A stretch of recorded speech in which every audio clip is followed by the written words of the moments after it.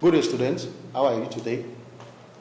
The topic I have for you today is electron emission. Remember, in our last class, we have been treating or discussing on electricity, but now we are going to study emission of electron in this class. So let's look at the objective I have for you today. So to explain electron emission for object number 1, then 2, to state and explain methods of electron emission, then 3, to state the application of electron emission. So in our next slide, let's look at what is electron emission. It's just a process of releasing free electrons, especially from a metal, and it's very important in electronic devices and operation of electronic devices. So now let's look at the methods of electron emission. These are the methods. We have the thermionic emission, and then we also have photoelectric emission. But the thermionic emission is a method of releasing free electrons by applying it in high temperature directly on a metal. And if you look at the photoelectric emission, it's just a method of releasing free electrons by using energy. Remember, energy from rays of light on dissimilar materials. Now let's look at the other methods of electron emission. We also have secondary emission, and we also have cold cathode emission. But in this secondary emission, it is a method of releasing free electrons by using kinetic energy to bombard surface of a material.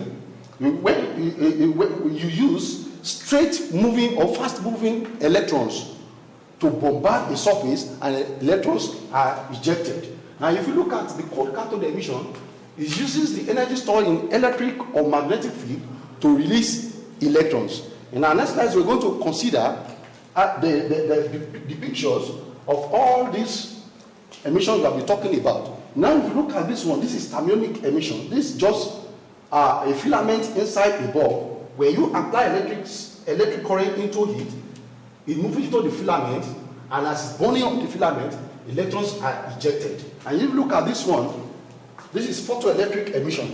You can see the light rays.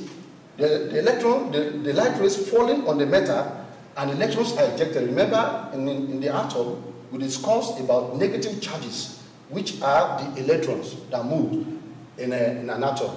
Now, look at the next slide, and let's look at the picture of electron emission. This one is a secondary emission. And this one is secondary emission. You can see that emission source, the primary electrons, the emitter, and the secondary electrons are ejected in a glass tube. And if you look at this one is cold cathode emission. You can see this is a ring where when you pass electric current through it, as the electric current moves through inside the ring, it builds electric field, which are then used for the emission of electrons. Now let's look at, in our next slide, we're going to see what are the applications of electron emission. The application of this, it is used in the photocells as solar energy, like photovoltaic cell that is used to power